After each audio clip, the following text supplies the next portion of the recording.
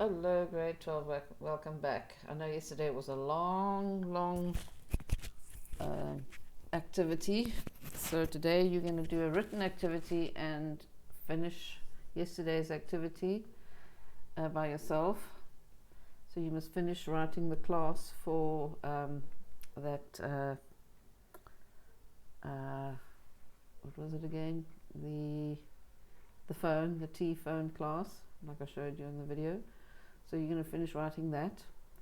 And also in pen and paper, you're going to do this as an activity. On pen and paper, you're going to do this one. So this is basically just to give you practice to create classes, defining them. Just not actually writing the methods, but the private variables, etc.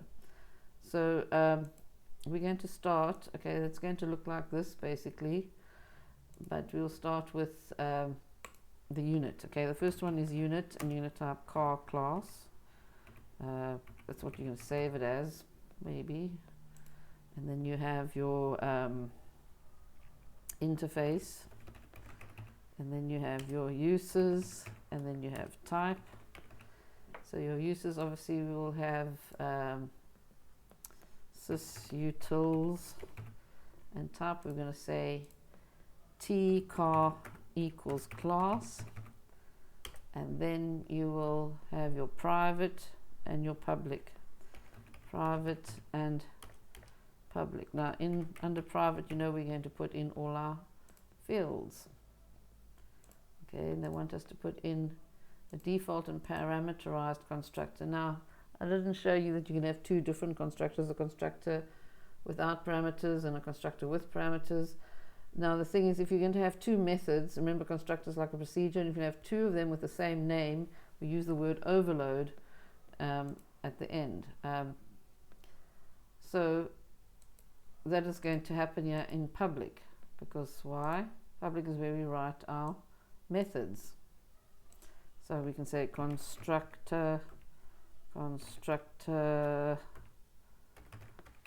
create, and semicolon, then we call it overload. Why?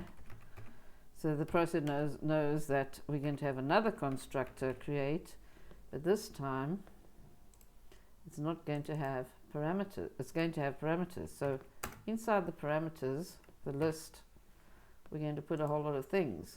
Remember we did yesterday. So it must have the model, the brand, the year, the retail and the retail price. Model, brand, year, retail price. Okay, so S model, S brand, colon string, semicolon R year, colon integer, semicolon R price, colon real. So that's just like you would do if you were going to declare a the header for a procedure, and you put all your variables in brackets.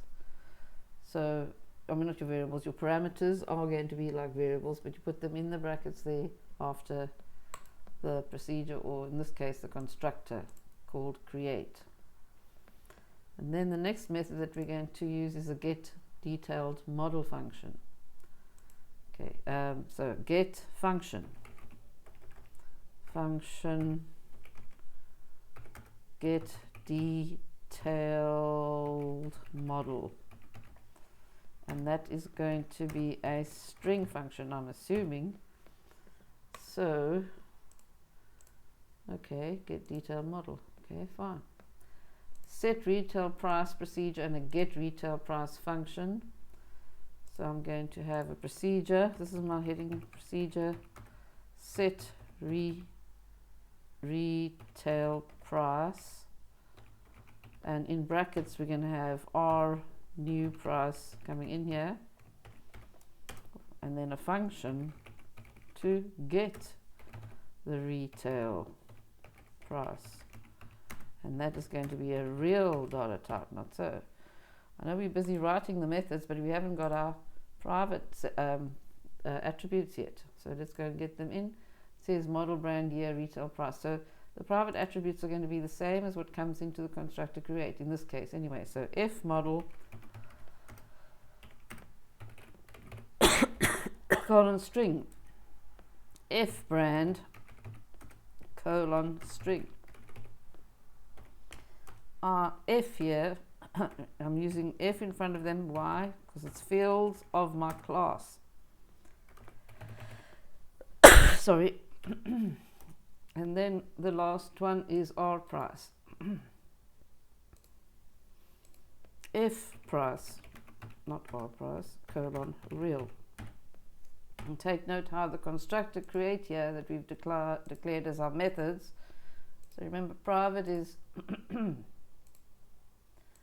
public are the headings that we put all our items under. We put our private fields under here and our public methods over there.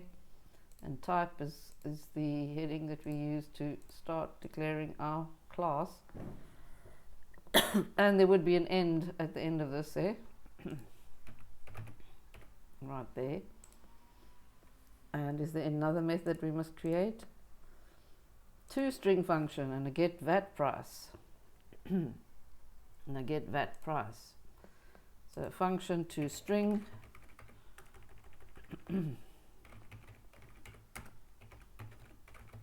colon is going to receive a string. Remember that functions, and then we need another function called get VAT price. Function get VAT price. And that's going to return a real number. So on pen and paper, you've got to write these methods. No, you're not going to implement them. You're just going to write like I've just done now. I've done the first one for you. And then you can go and check on the, there's a teacher's guide there that you can go and check your answers to make sure that you did it correctly. So you can go and check against your answers over here. You're going to do the song class and the car class. And you must finish your program from yesterday so that you can, carry on with the next activity that we're going to do with it, because tomorrow we will implement our class.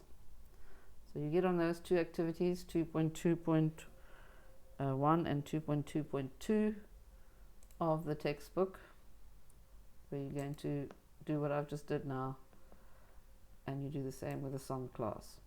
Okay, I'll see you tomorrow.